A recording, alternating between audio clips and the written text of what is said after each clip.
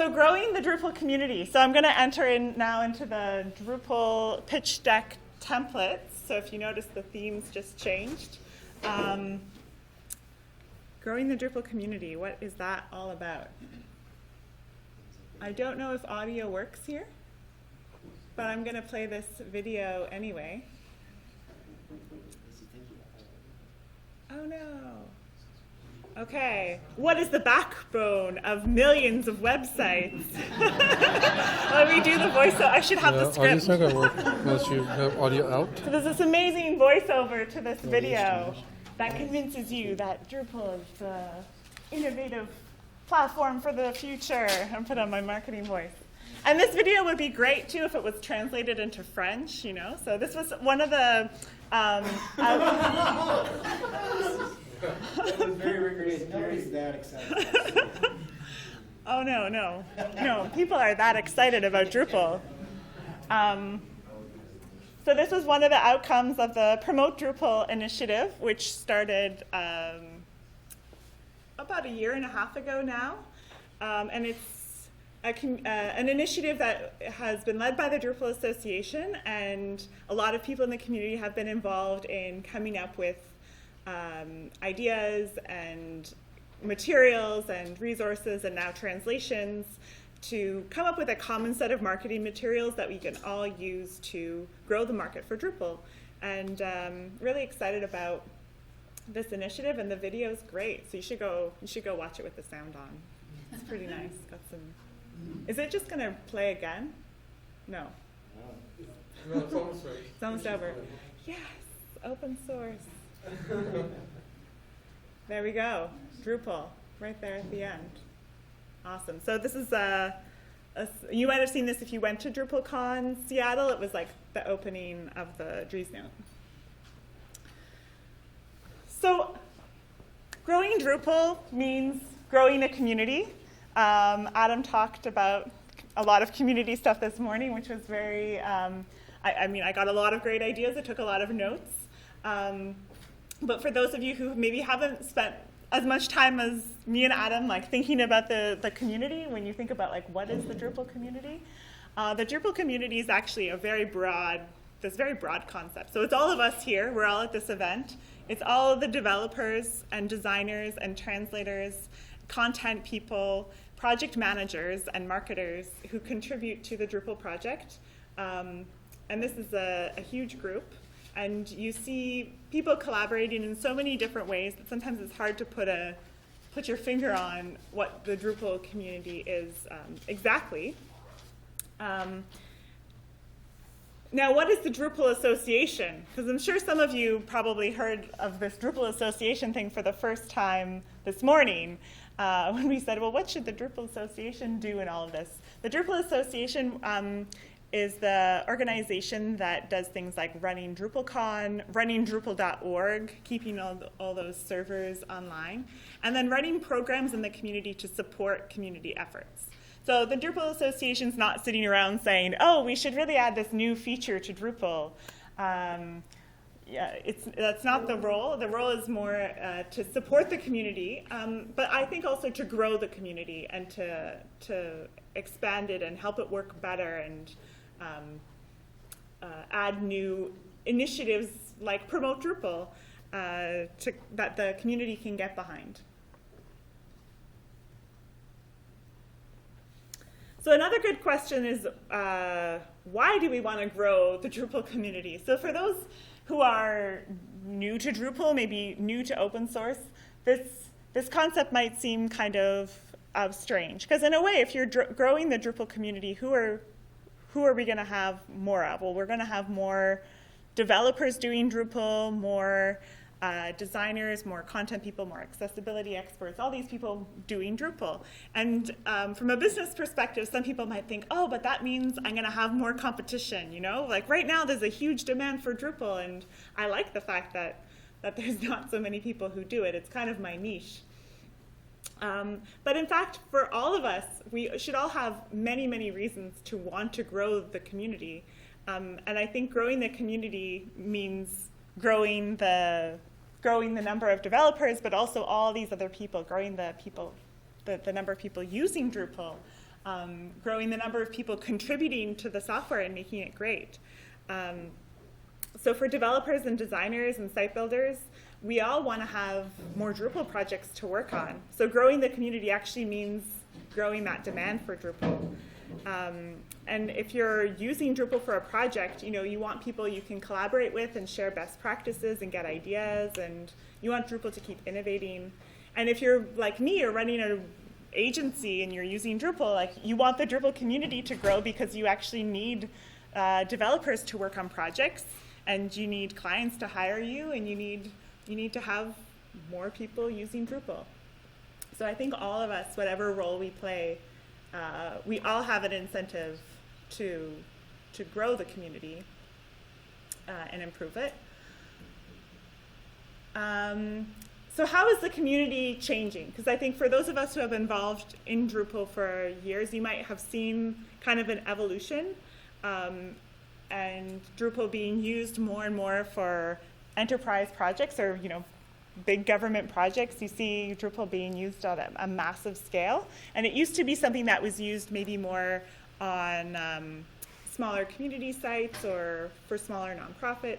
And so the community has kind of changed to reflect this. You see sometimes a different profile of person at Drupal events. Also, people get older, right? Drupal's 17 years old, so if everybody is still around who is using Drupal from day one, we're all a little bit older now, and so maybe there's less excitement about this technology because it's legacy. It's something that's been used for a while, and there's always new technologies that come out that people are maybe more enthusiastic about learning and adopting. And so this presents a challenge when we look at growing. So I think when we think about growing the community, convincing people to use Drupal, getting people excited about this technology and getting together and contributing to open source, it's like anything else in marketing. You have to have stories to tell to get people excited. You have to have a pitch.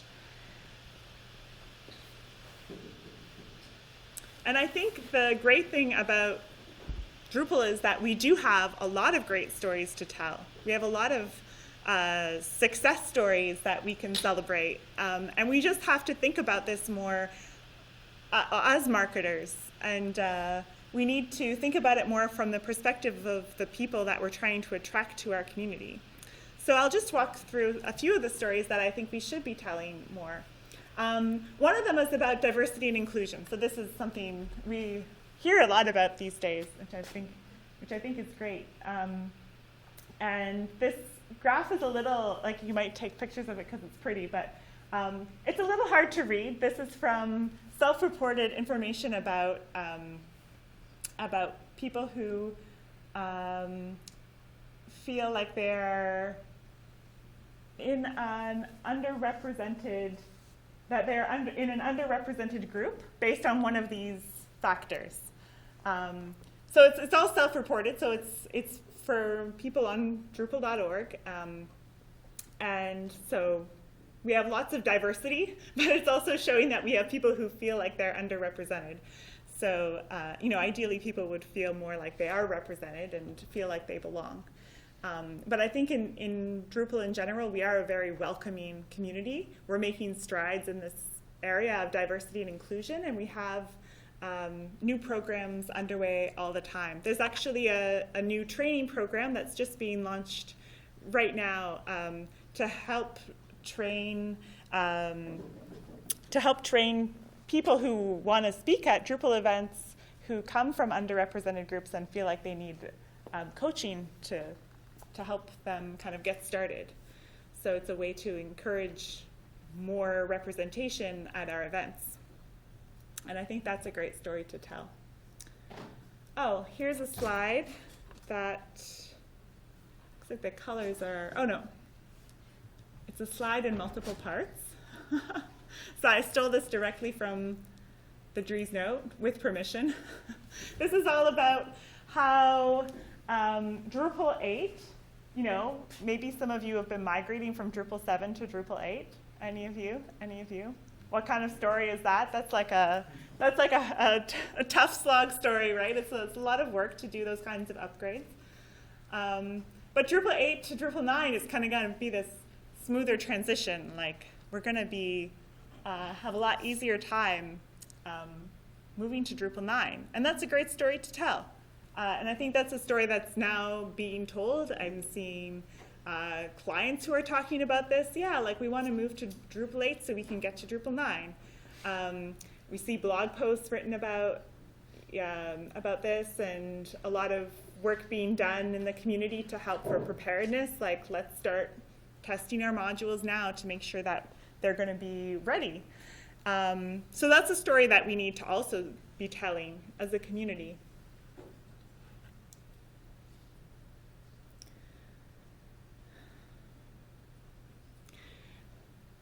These are some of the slides that I've taken from this Drupal pitch deck. So I'll just mention the pitch deck quickly.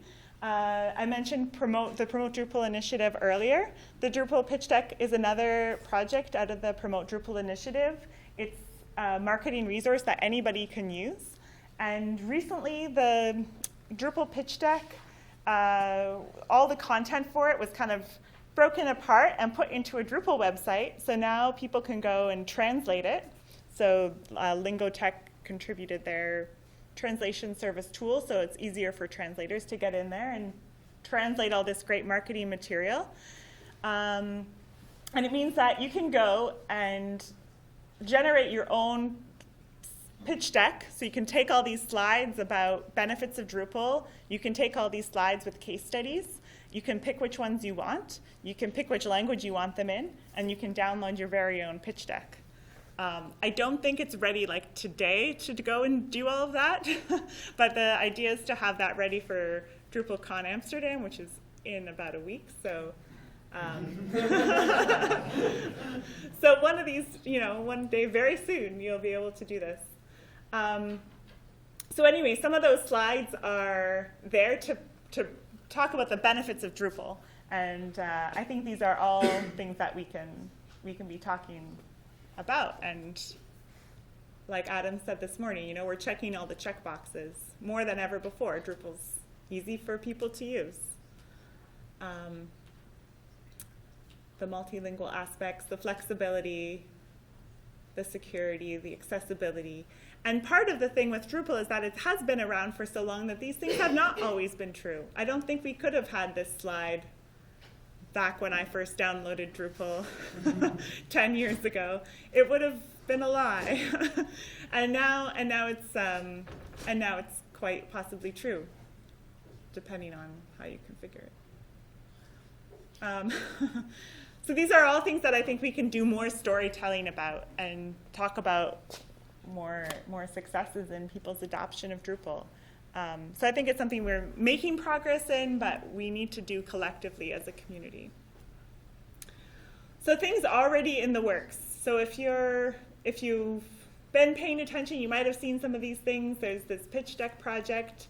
There's a new case study format for Drupal.org. There's this video.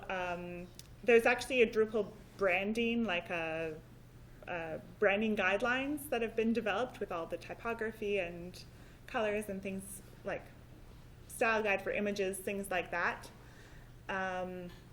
There's work underway to create more of like a PR machine for Drupal. So if we have messages and stories to tell, that we can actually get that content out to the world. So if somebody here says, oh, I have a great story about Drupal, about how Drupal is being adopted or used, then you can actually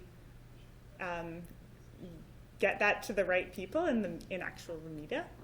Drupal event organizers, so there's a new working group for event organizers to kind of get us, as events happening all the way around the world, to collaborate more and to use local events as a way to promote the Drupal project, and then also to, as a larger community, promote our local events in a better way, so to get more coordination there. There's community cultivation grants, which have existed for a really long time, which you can apply for to get funding for setting up things like code sprints and other community initiatives.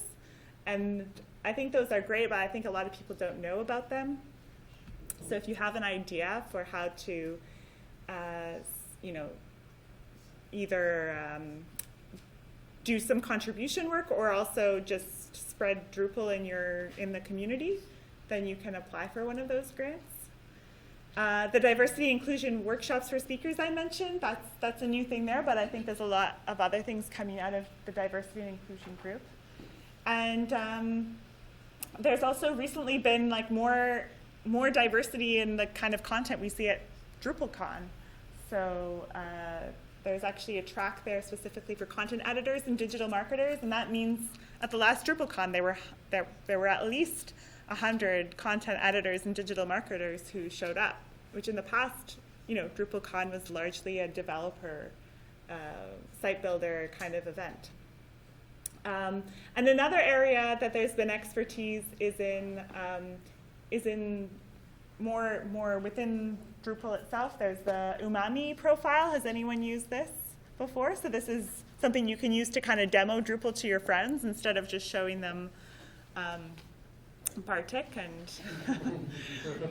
and on that note, since I created these slides, there's a new Drupal theme to replace Bartik that's been put out there. The designs are there, and I don't remember if there was a name. Claro. No. Claro is the admin theme. It's Olivero. It's after Rachel. Olivero. That's right. So this is a new, so instead of every website out there being Bartik and people thinking that's what Drupal is, imagine it was this beautiful new theme. So that is also in the works. And then the evaluator guide is something there to help people who are just curious about Drupal, maybe a decision maker going to Drupal.org. It's a way for them to test out a demo of Drupal really quickly. So there's already a ton of things happening.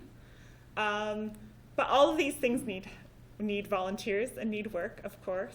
They need momentum behind them. And then I think they need to be kind of amplified in the community. So it's great if we have things like pitch decks and, event organizers groups. But if you're not using those resources, then they're not going to be as effective. And then we also need to be more outward facing. I think this is one of the areas where more work needs to be done. So besides just talking to the same people again and spreading the word within our communities, tweeting something when 95% of your followers also use Drupal is not going to be so helpful. We need to actually get a little bit out and maybe talk to more designers, recruit outside the Drupal sphere, and build more of a network maybe with colleges and universities, and get more people using Drupal, speaking at other conferences rather than always just going to Drupal events, and using other channels like what I was mentioning before with PR. So there's all that outreach, and then I think nurturing our existing community is also key, because it's all well and good to go and convince new people, but if we're not kind of making sure that the people already, that we're not already, we need to also be telling these stories internally and giving credit to contributors and making sure that people who do knock on the door and join the Drupal Slack, that they are welcome. So growing the community also means nurturing what we have. So I only have a couple minutes left, but I'll just run through this. So if I was doing some kind of a business analysis of growing Drupal and how we would do that, we definitely have great strengths. We are a global community. We have this Drupal thing, which works really well and checks all the check boxes. People contribute a lot compared to other communities. There's a great level of involvement. And there is this Drupal Association which exists and which is doing work in the community. weaknesses. So, maybe we're not a marketing or recruitment focused as a group. Like, we tend to be developers. We tend not to speak that marketing language. And so sometimes that kind of thing is missing. But we have amazing opportunities. So we have all these stories to tell. There's all this great work that everyone's doing that I see all the time that maybe we're just not always talking about and amplifying. And then threats. I went to the Adobe Summit this year, and you see the mega budgets of these proprietary CMSs, and it scares me a little bit. But I think as an open source community, we have something really special and unique, and something that appeals to a lot of people. And so I think, I don't think we need to see that as something that is inhibiting. It's something we just is good to be aware of, and yeah, I think there's a lot we can do to grow. So I've been doing reading recently. There's a lot of more information out there if this is interesting to you. The Promote Drupal pitch deck that I mentioned, there's a link to that here. There's that video that I tried to show you, which you should go and watch. There's a Drupal brand book, so if you're interested in contributing and developing more materials, you can always start with that. And then there's some blog posts. So post from Gabor. Tiffany Ferris has a great post on sustainable contribution that goes back to that nurturing the community thing. The workshops, event organizers, and the cultivation grants, if you hadn't heard of that before. So I just want to thank you all for coming to this camp. So you're all already growing the community because you're here. And I hope that this was helpful, and that as you go back to talk to your colleagues and go recruit some new developers and write that blog post, that you'll keep all this in mind, and you'll keep telling those good stories about Drupal. Thank you.